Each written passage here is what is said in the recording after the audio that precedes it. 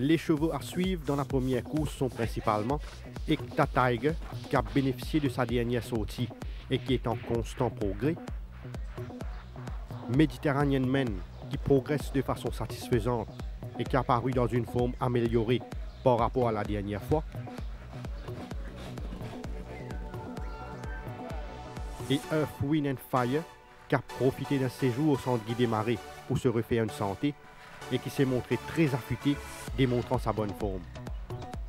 Dans la deuxième course, Kurundu a bénéficié d'un break après sa dernière participation pour se ressourcer. Il a l'air d'avoir très bien pris sa course et il est même mieux par rapport à la dernière fois. La première sortie de 5 Star Rock lui a fait beaucoup de bien car c'est un coursier qui a accompli des signes de progrès évidents et dont la belle forme a retenu l'attention. Canadian Dollar affiche toujours une belle forme après son envolée de la dernière fois et son séjour à Floréal lui a fait énormément de bien. Dans la troisième course, In the Trenches est actuellement en pleine possession de ses moyens et il n'a effectué que du maintenance work pour garder sa belle forme. Craftsman a été maintenu principalement sur sa fraîcheur physique et il donne l'impression d'avoir bien récupéré de son dernier galop de course. Jambaman a été entraîné de façon méthodique et il a dévoilé du potentiel lors de son canter aux côtés de Chodinik sur la grande piste. Dans la quatrième course, Blomi Ewe jouit actuellement d'une très bonne santé et c'est un coursier qui ne cesse de gagner en puissance au fil de ses séances d'entraînement. Buffalo Trip commence graduellement à retrouver ses moyens et il est beaucoup mieux dans sa peau actuellement. Always Flirting a gagné davantage en condition depuis sa dernière sortie et il n'est pas loin de son meilleur niveau. Dans la cinquième course, Charles Litton a progressé après sa première sortie et il donne l'impression d'avoir réalisé des signes de progrès évidents, même s'il ne s'est contenté que des light canters.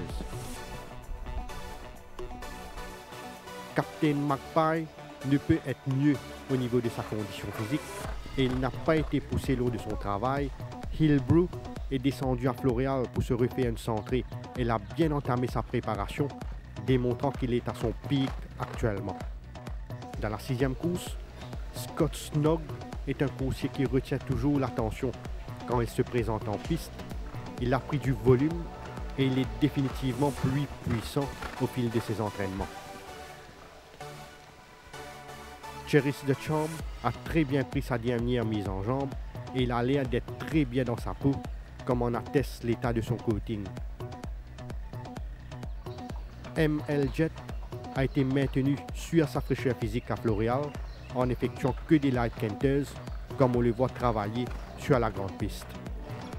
Dans la septième course, Pont d'Avignon commence à démontrer des signes positifs concernant sa progression et il est définitivement mieux que la dernière fois.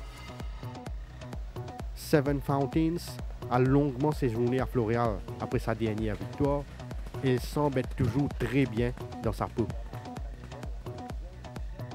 Argun est toujours en grande forme malgré sa défaite de la dernière fois et sa belle forme n'a pas échappé à notre vigilance.